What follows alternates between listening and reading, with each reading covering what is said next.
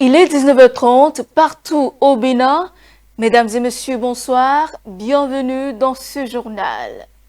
Le président de la République, Romuald Wadani, participe depuis ce mercredi à N'Djamena au Forum africain de l'eau. Cette rencontre de 2 jours réunit plusieurs chefs d'État et des experts autour des enjeux liés à la gestion durable des ressources en eau sur le continent. La première session ordinaire de la 10e législature de l'Assemblée nationale s'est achevée ce mardi après 3 mois d'activité parlementaire. Le président Joseph Djogbenou revient sur le bilan de cette session à suivre dans un instant. Et à l'international, après plusieurs années de froid diplomatique, le Maroc et la France affichent la volonté de tourner définitivement la page. En visite officielle au Maroc, le Premier ministre français entend donner un nouvel élan à ce rapprochement entre Rabat et Paris.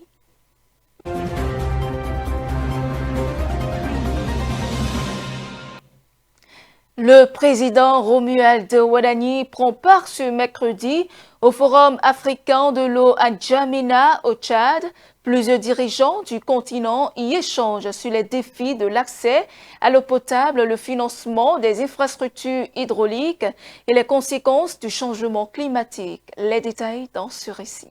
Romuald Wadani est arrivé ce mercredi à N'Djamena, au Tchad, où il participe au Forum africain de l'eau, une rencontre de haut niveau consacrée aux enjeux de la gestion des ressources en eau sur le continent. À son arrivée à l'aéroport international Hassan Djamouz, le chef de l'État a été accueilli par le Premier ministre tchadien Alla Maye Alina, en présence de plusieurs membres du gouvernement et de personnalités officielles. La participation du président béninois témoigne de l'engagement du Bénin en faveur d'une gestion durable des ressources hydriques, un enjeu stratégique pour le développement de l'Afrique. Réunis à N'Djamena, chefs d'État, responsables gouvernementaux, experts, institutions financières et partenaires techniques ont échangé sur les principaux défis liés au secteur de l'eau. Les discussions portent notamment sur l'amélioration de l'accès à l'eau potable, la préservation des ressources hydriques, le financement des infrastructures ainsi que les réponses à apporter aux effets de plus en plus marqués du changement climatique. À travers le continent,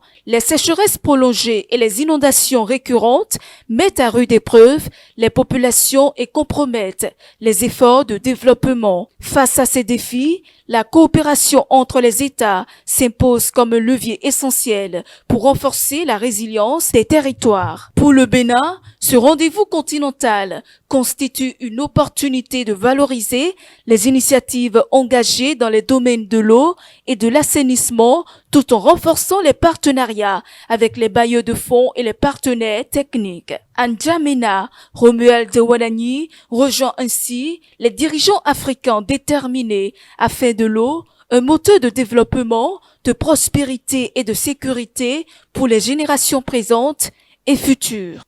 Direction l'hémicycle à l'issue de 12 semaines de travaux parlementaires.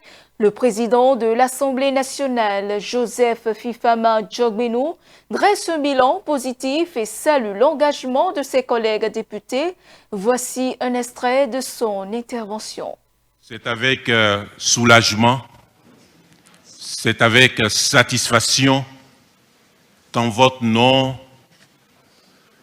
je procède à la clôture de la première session ordinaire au titre de l'année 2026 de notre Assemblée. Avec soulagement parce que c'est la première session au titre de ce septennat. Avec soulagement, c'est aussi en raison de ce que, comme tout début, nous appréhendions que celui-ci pourrait être difficile.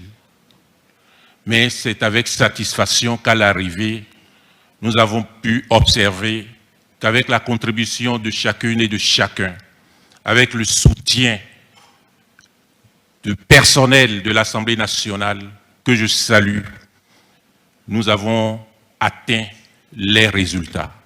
Je voudrais, à cette occasion, remercier les membres du gouvernement, le ministre en charge de la justice et de la législation, l'ensemble des ministres qui sont passés devant vous, devant nous, qui ont aidé, aussi bien en commission qu'en plénière, à ce que nous puissions atteindre ce résultat.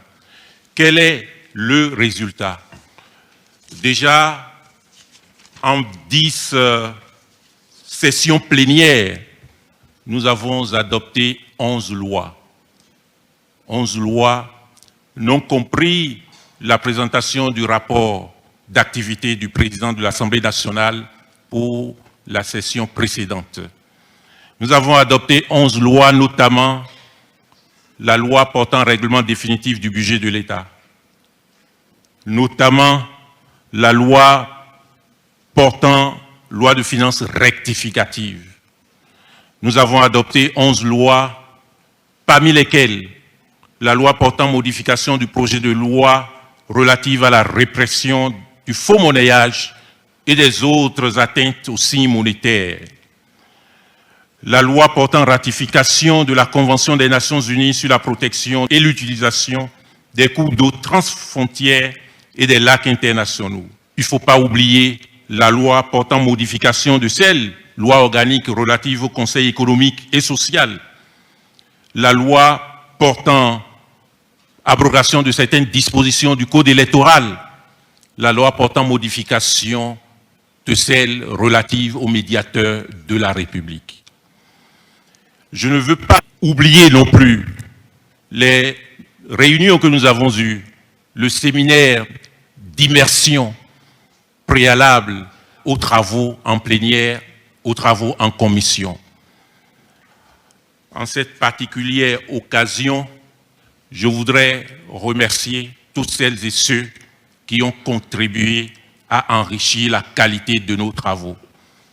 Le septennat, on peut le dire, a bien commencé. A commencé sous de bonnes augures. Pour illustrer cela, je ne peux que indiquer la forte présence des députés, l'assiduité, la ponctualité et la concentration, aussi bien en commission qu'en plénière. Nous ne pouvons pas mieux commencer. La preuve, aujourd'hui, nous terminons à une heure aussi tardive, après avoir consacré 2 journées à l'environnement, à la forêt, à la faune, à notre cadre de vie. Et je ne peux que, enfin, avant de clôturer cette session, espérer que les prochaines sessions seront encore plus prodigieuses. Je n'ai pas de doute là-dessus. À présent que les vacances parlementaires vont commencer, je sais qu'il n'y a pas de vacances pour le député, pour le représentant de la nation. Nous allons nous rencontrer, donner rendez-vous à nos mandants dans les différentes circonscriptions électorales. Je nous souhaite la même vigueur, je nous souhaite la même santé, je nous souhaite la même force, je nous souhaite la même présence auprès de nos populations. C'est par ces mots que je prononce la clôture de la première session ordinaire de l'Assemblée nationale au titre de l'année 2026. Je vous remercie. Merci beaucoup. La confiance s'est renouvelée. Le préfet du département du Mono, Dédaignan Miloran, bienvenue, est reconduit à la tête de l'administration départementale. Une décision qui suscite satisfaction et espoir chez plusieurs autorités politico-administratives, élus locaux et dignitaires de la région qui saluent la continuité de l'action publique et expriment leur attente de renforcement des efforts en faveur du développement du Mono. Suivant. Le travail de Miloran que l'on valu cette confirmation auprès de Wadaï. Wadaï que vous voyez là, c'est un bon boxeur. Et il aime ceux qui travaillent bien. Ce n'est pas affaire de... j'ai un diplôme, j'ai pas de... Non. Je peux avoir un diplôme et ne pas faire le travail. Miloré répond à tout. Pour moi, c'est une surprise. Je pensais pour lui une promotion pour qu'il soit nommé ministre de la décentralisation. Mais ce que nous on voit, le président Ouattara, il n'a pas vu ça.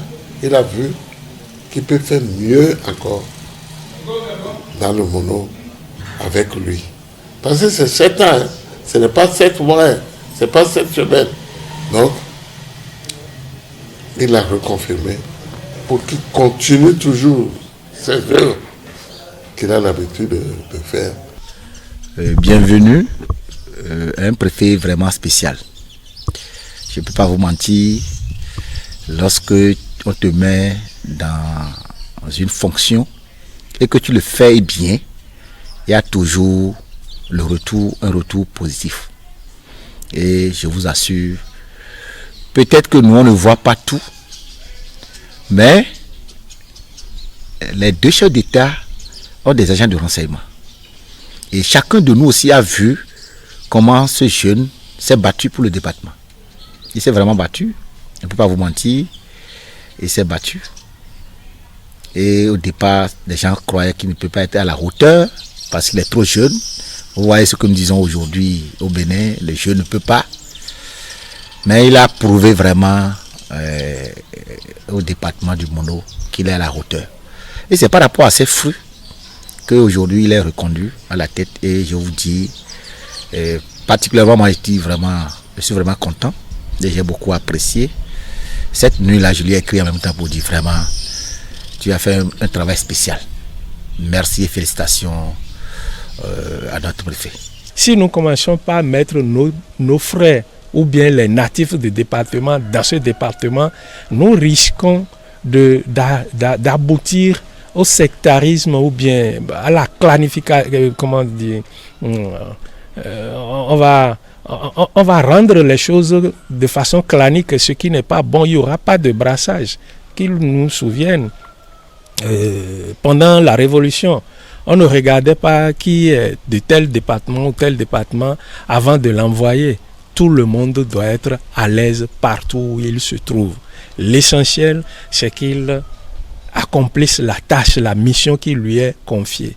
Et à partant de là, on n'a pas, de mon point de vue, je ne vois pas ce qui est fait d'anormal là. Au contraire, c'est le cours normal des choses. Et ça permet le brassage, surtout le brassage des fils et filles de notre pays.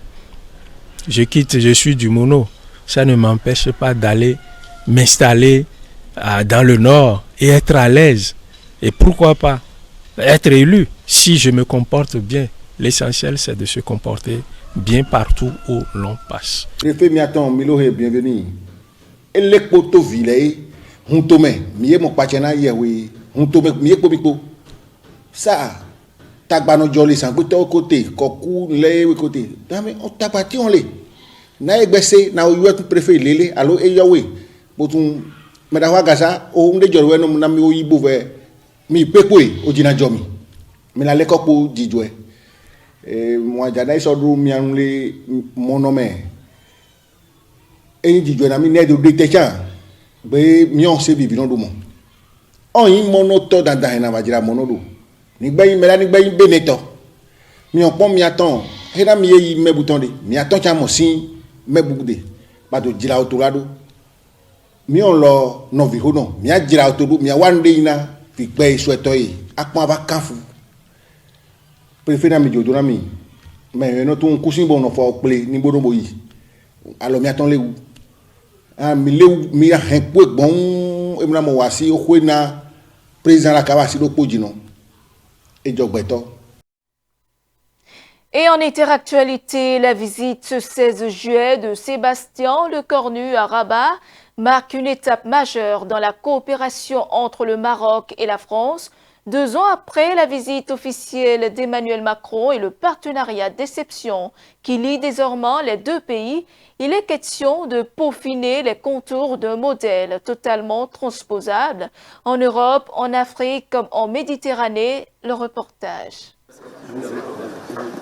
Le Premier ministre français Sébastien Lecornu est en visite officielle au Maroc. Le déplacement vise à consolider le rapprochement entre Paris et Rabat, entamé lors de la visite d'Emmanuel Macron au royaume chérifien en octobre 2024, après 3 années de brouille. Signe du réchauffement des relations, l'organisation de la 15e rencontre de haut niveau entre les deux pays après un passage à vide de 7 ans.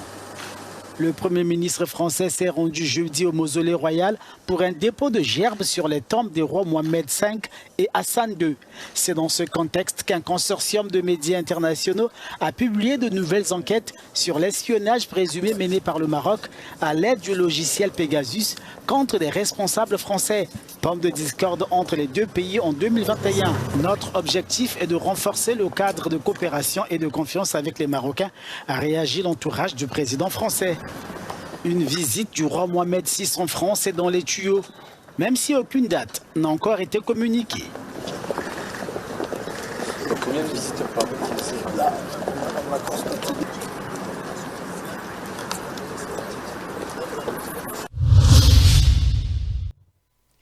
L'ancien président haïtien Michel Joseph Martelly est rentré en Haïti ce mercredi après un séjour aux États-Unis, dans un pays où les gangs dominent une grande partie de Port-au-Prince et où des élections sont en préparation. Ce retour suscite de nombreuses interrogations. Les sanctions internationales qui le visent, les rapports de l'ONU sont éventuelles. Influence sur la crise sécuritaire et le processus électoral, ainsi que la position du Premier ministre Ali Didier, fils aimé. Suivant. Michel Martelly accueilli en grande pompe par ses partisans mercredi. L'ancien président haïtien est de retour dans son pays natal. Celui qui a dirigé Haïti de 2011 à 2016 réside aux États-Unis. Il n'a pas dévoilé les raisons de son retour au bercail. Mais selon des médias locaux, Michel Martelly pourrait témoigner dans le cadre de l'enquête sur l'assassinat en juillet 2021 de son successeur, l'ancien président Jovenel Moïse. Nous ne pensons pas que Martelly ait participé à l'assassinat du président Jovenel Moïse. Les deux anciens chefs d'État étaient tous deux membres du PHTK. Martelly, un musicien connu sous le nom de Sweet Mickey, fait depuis longtemps l'objet d'accusations de corruption. Depuis novembre 2022, il est sous le coup des sanctions du Canada, alors qu'en août 2024, les États-Unis ont emboîté le pas, l'accusant de faciliter le trafic de drogue et de financer plusieurs gangs.